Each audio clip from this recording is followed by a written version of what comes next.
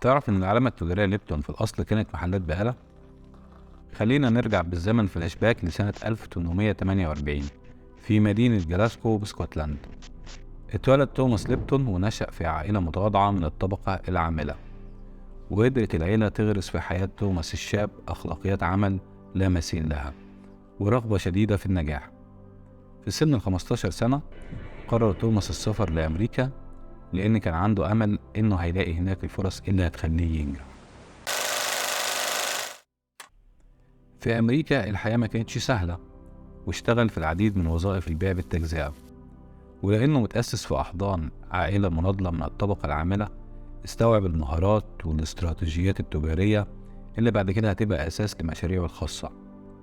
رجع توماس لجلاسكو مرة تانية متسلح بخبرة لا تقدر بثمن، وده خلاه متحمس ومدفوع بالطموح والأحلام الكبيرة ومؤهل لترك بصمته في العالم. سنة 1871 كان عنده 23 سنة، ودي كانت أول سنة حقيقية ليه في عالم البيزنس، لأنه خلال هذه السنة افتتح أول متجر بقالة، وكان مصمم جدا على إحداث ثورة في هذه الصناعة.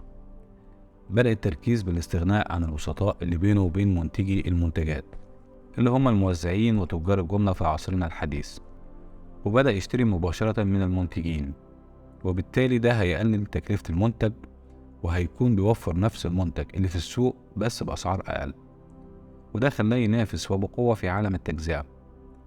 في خلال فترة بسيطة قدر يكون قاعدة عملاء مخلصين وعندهم ولاء للعلامة التجارية الخاصة بيه، لأنه كان مهتم جدا بالجودة وتوفير المنتجات بأسعار تنافسية، وقدر يتوسع بمتجره الصغير إلى سلسلة مزدهرة في عالم التجزئة. في تمانينيات القرن التسعتاشر نمت إمبراطورية ليبتون للبقالة لأكثر من 200 متجر في جميع أنحاء المملكة المتحدة، وكان نجاح توماس ليبتون مبني في قدرته على تلبية احتياجات عامة الناس، وأكسبته فطنته التجارية واستراتيجياته التسويقية المبتكرة سمعة بأنه رائد البيع بالتجزئة. على الرغم من نجاحه في مجال البقالة إلا إنه كان متحمس لتحقيق أكتر من كده، عشان كده وجه انتباهه للشاي. في الوقت ده الشاي كان سلعة فاخرة وشعبيتها بتزيد بسرعة، وطبعا لأنه متبني مبدأ تقديم أفضل المنتجات بأعلى جودة وأسعار تنافسية، فده كان التحدي للبدء في دخول هذه الصناعة. بدأ رحلته في عالم الشاي بالسفر إلى سيلان اللي هي سريلانكا حاليا، واشترى العديد من مزارع الشاي هناك. طبعا خبرته في عالم البيع بالتجزئة ساعدته كتير جدا في الدخول لبزنس الشاي. أطلق توماس العلامة التجارية والأشهر لحد دلوقتي شاي ليبتون، وكان هدفه وخطته مبنية على توفير شاي عالي الجودة بأسعار معقولة تقدر تجذب جمهور كبير من المستهلكين.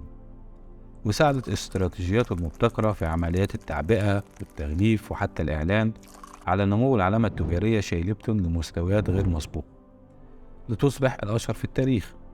وبكده نقل بيزنس البقالة إلى بيزنس الشاي، واسم العائلة اللي كان مشهور بسلسلة محلات البقالة أصبح مرتبط بالشاي. تأثير السير توماس ليبتون ما وقفش لحد عالم المال والأعمال بس، ده امتد لعالم الرياضة.